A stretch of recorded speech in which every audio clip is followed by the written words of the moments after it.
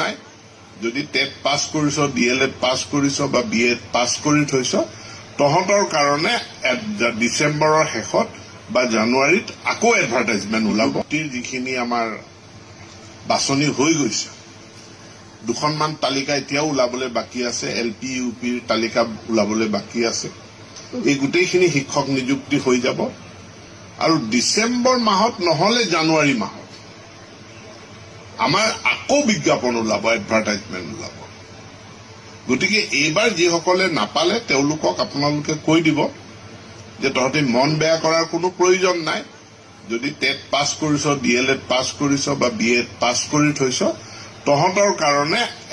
ডিসেম্বৰৰ শেষত বা জানুৱাৰীত আকৌ এডভাৰটাইজমেণ্ট ওলাব আকৌ বিজ্ঞাপন ওলাব আৰু তহঁতি সকলোৱে এপ্লাই কৰিব পাৰিবি এই খবৰটো মানুহখিনিক দি দিব পুনৰ আপোনালোক সকলোকে মই দীপান্বিতাৰ শুভেচ্ছা জ্ঞাপন কৰিলো জুবিন গাৰ্গৰ মৃত্যুৰ কাৰণে অসমত এটা দুখৰ পৰিৱেশ পৰিস্থিতি বিৰাজমান হৈ আছে আৰু ইয়াৰ মাজত আমি তেখেতলৈও শ্ৰদ্ধাঞ্জলি জনাইছো